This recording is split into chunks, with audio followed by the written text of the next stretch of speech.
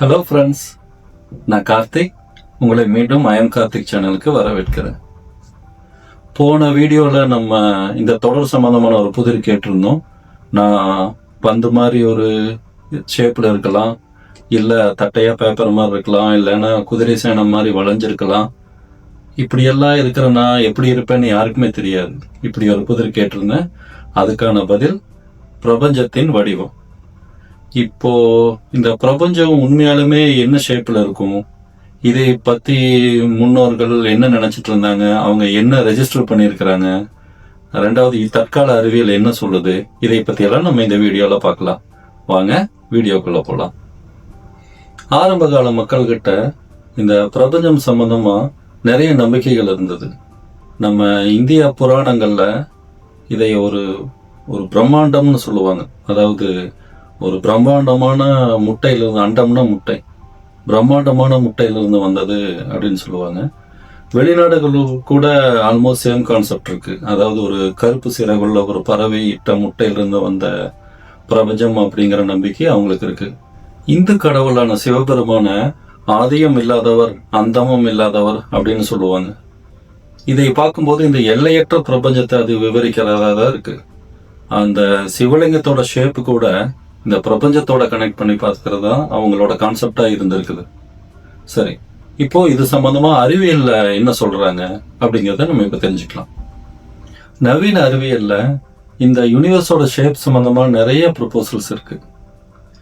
ஒரு இர்ரெகுலர் பிளாபா இருக்கலாம், இல்லை நம்ம சாப்பிட்ற அந்த டோனட் லைக் டேரஸா இருக்கலாம், இல்லைன்னா கிளைன் பாட்டில்னு ஒரு ப்ரொபோசல் கூட இருக்கு. அது ரொம்ப இன்ட்ரெஸ்டிங்கானது.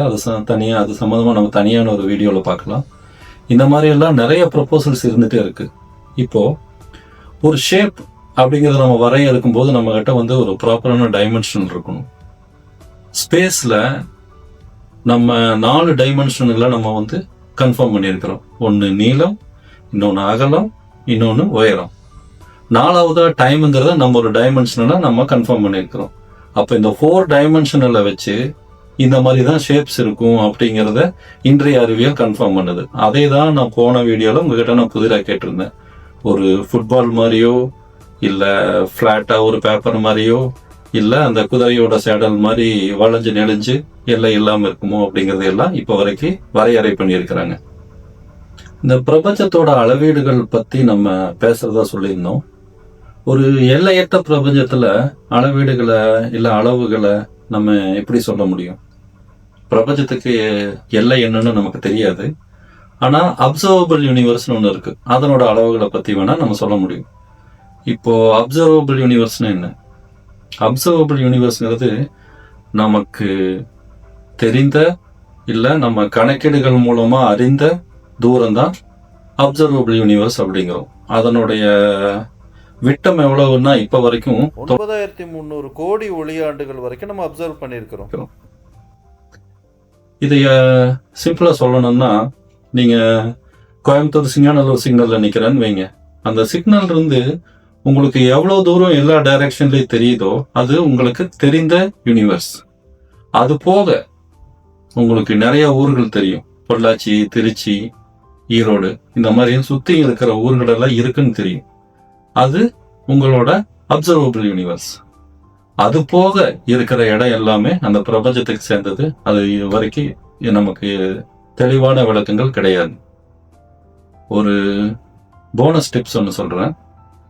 இந்த யூனிவர்ஸ் என்ன ஷேப்ல இருக்குது அப்படிங்கறத நம்ம உறுதியா சொல்லலைனாலும் அது என்ன ஷேப்ல இருந்தாலும் அது விரிவடைஞ்சிட்டு இருக்கிறதுங்கிறது மாத்திரம் உண்மை.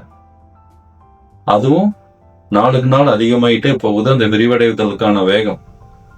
ஸோ நம்ம பக்கத்து கேலக்சியில் இருக்கிற சொந்தக்காரங்க, நண்பர்கள், கடன் கொடுத்தவங்க, வாங்கினவங்க, காதலிகள், இவங்கெல்லாம் நம்மளை விட்டு தொலைவில் போயிட்டே இருக்கிறாங்க. அதுவும் வேகம் அதிகரிச்சுட்டே இருக்குது. இனி அவங்கள பிடிக்க முடியாது.